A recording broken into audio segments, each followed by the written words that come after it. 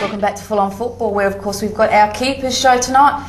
We've swapped, we've thrown away those two magical keepers, and we've got two more on again tonight. Of course, this is the State League, so we're looking at the State League and the results and information about the State League.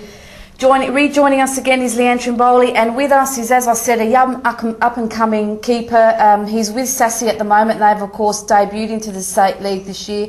Lucas Andreucci, welcome to Full On Football. Thanks for having me, Nat. Fantastic to have you. Now, look, I've been watching you over the past 3 or 4 months. You've been performing brilliantly. The whole team has been performing brilliantly as debutants in the State League this year. Yeah, I think we've done very well as a team. You know, we've gelled together quite well. Crookie's put us in a good place. You know, good coaching down there, and as I said, we've gelled together quite well. Bit of a rough start with playing against West Adelaide and NAB, probably one of the two top of the table teams, and throughout the year we've just got better and better, I guess. Well, I said when I watched those first 2 games too, and it was almost like you weren't, I mean, look, you're elite players, you've got the skill, you've got the talent, but you weren't sort of football savvy compared to the other guys that were playing. But you've come away from that now, and you've got all the savviness about the football. You know how they play, you know what they're capable of, and you're coming over the top of them time and time again, especially late in the game where you're getting, what, the other week you got, what, 4 goals in 8 minutes? Yeah, that was a very good game to watch. Yeah, as I said, at the start of the year, we sort of didn't have that team structure. We didn't have that sort of, we have to win to get promoted, and it's just, we have to win, get as many points as we can. It was sort of, everyone was taking it relaxed, you know. But over the season, everyone's worked harder and gelled together, and now we're just fighting for promotion. Now, what's it like with Sassy? Because you're not an actual club as the other clubs are. You're an institute. You're a sports institute. So what's it like having the 2 teams playing in the reserves and the seniors? What's the atmosphere like within Sassy and the 2 teams? I think it's sort of, we've still got the fighting for your position, because now, last year we just had the reserves team, so if you play bad, you can't really get dropped and perform well for the reserves and try and get into the first team. We've had a lot of young players come through and playing well in the reserves and going to the first team, but unfortunately we don't have that fan base as Adelaide City and MetroStars do, people following them for many years. We're just the institute, and yeah, hopefully we'll get that support soon, but yeah. Well, I think you're getting quite a bit of support out there. People are actually taking note of what you're doing. We'll have a look in a minute at some of the results that you had over the last few days. I just want to talk about you and your football career. Can I firstly just say that you're a student of Henley High, and I'm very proud of that, being an ex-employee of there and having my own kids there. And you're with the specialist sports program, so that's obviously adding to what you're doing as well. And also at Sassy. Now, I've heard that you're thinking about going to the AIS to try out soon. Yeah, I've been lucky enough to go next week, hopefully, and see what happens there. I guess they know what I'm like, and hopefully, yeah, all goes well. You're a very gutsy keeper. I mean, as I said, I've got 3 or 4 games now on film, and you are a real gutsy keeper. You're very, very strong in the air as well. Yeah. Is that your strength, your own, or what would you say is your strength? Crossing last year was my weakness. I don't think I was taking crosses well. I was a bit scared at times, you know, wouldn't come out, but this year I've really worked on it. Crookie's got me stuck into crossing, and now I believe it's one of my strengths. And of course you were with Adelaide United, training with them, and were you on the bench at all, or? Luckily enough, I got the opportunity to sit on the bench for a pre-season cup game. So, and then trained with them for the rest of the year, so it was a great experience just around the players and learned a lot from that. So did you work closely with Beltrami and Bajic and their coach? I worked very closely with Belzy and Bajic, and later on with Eugene, and took a lot away from that. They were great keepers, and yeah, it was a great experience. I mean, Leanne, that's fantastic. I mean, you're involved in coaching now. You've transitioned into the coaching as well. Fantastic that these young people, these young players have got these opportunities to be exposed to such coaching and such opportunities for themselves. It certainly is. For most of my career, I didn't have a goalkeeper coach. I was sort of left to my own devices. But now there are specialist goalkeeper coaches and specialist field coaches who are assisting from junior level right through to the elite level.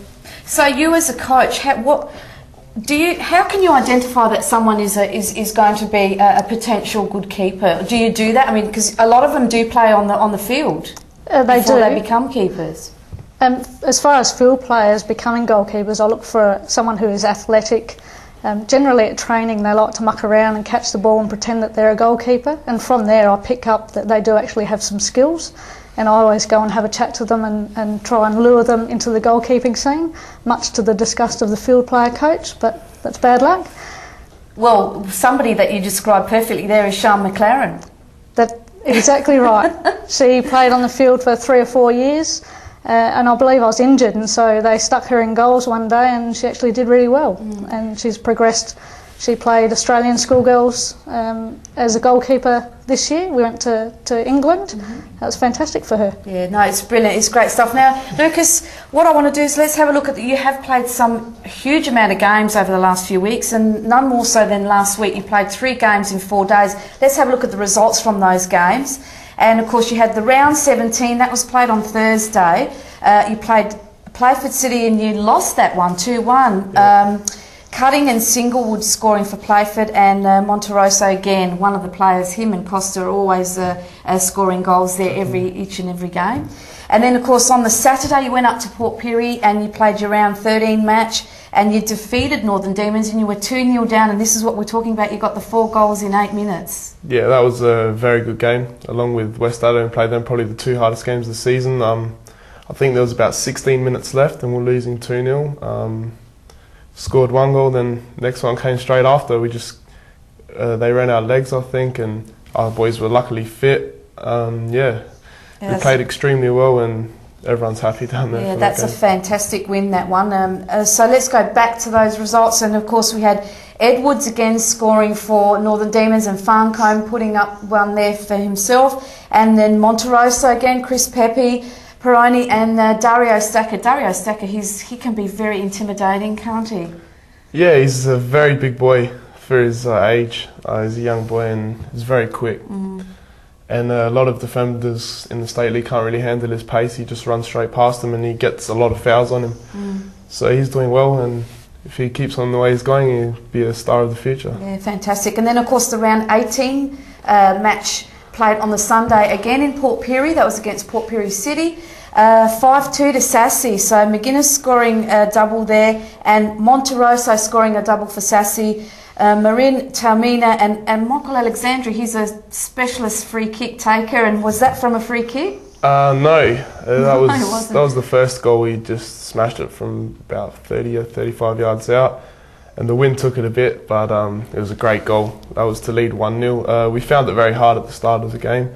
A lot of the players were very tired, and as I said, 3 games in 4 days really takes it out of the boys.